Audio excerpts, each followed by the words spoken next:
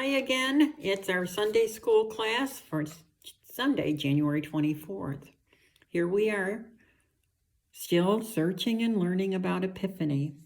Epiphany is a time to learn how God transforms common people and helps them do great things.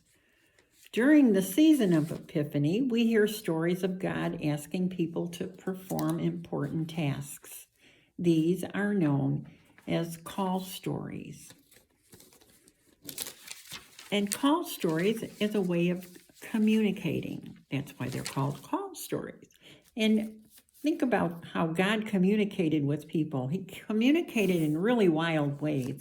Dreams and burning bushes, talking donkeys and angels.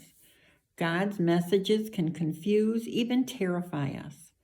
Imagine God is communicating with you digitally. And how would you do that? How would you communicate today? Today, do you use your telephone? Or do you text? Call someone? Or, gee, are people still writing letters? You have these leaflets that you brought home, or that your parents brought home from church. And on this first one, there is a telephone. And it's about texting, and if you could text a message to God, or if God would text a message to you. And you could write in there some responses that you would have for God, or some questions he might have for you. Today's story is about Jonah. And this is about Jonah and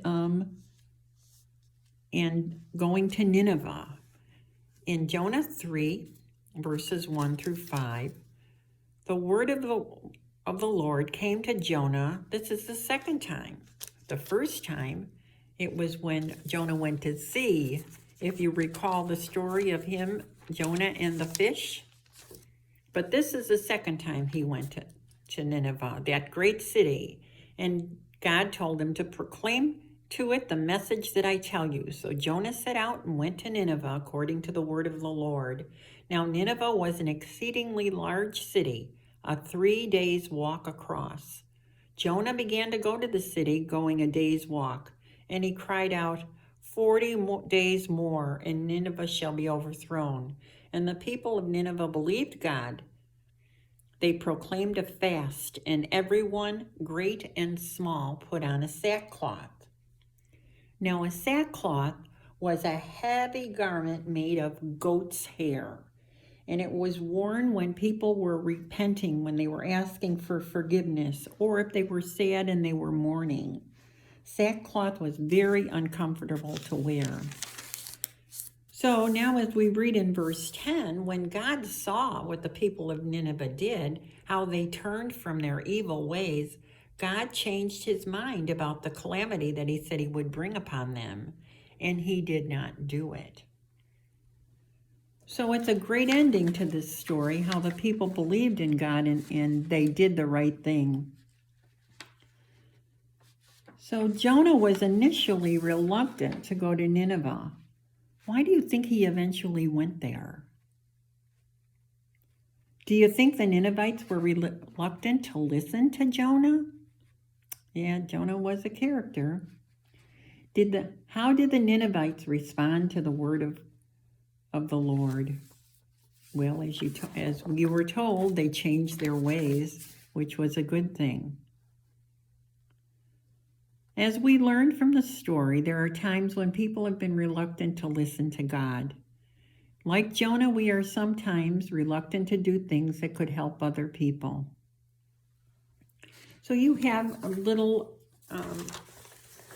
boxes in your folders, and you can fill them out and find out which things you're reluctant to do and how you can do them and why you would do them. And a lot of those things are for helping other people. So you can help your parents, you can help yourself, you can help your friends and your neighbors. So remember to do all your little projects in your folder. It's very interesting.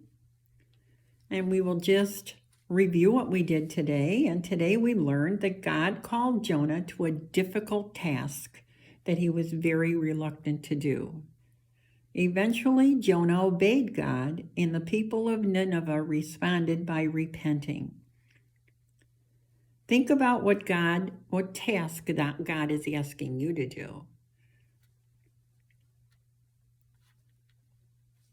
Let's close today and pray together. God, help us move from reluctance to willingness. Have a wonderful week.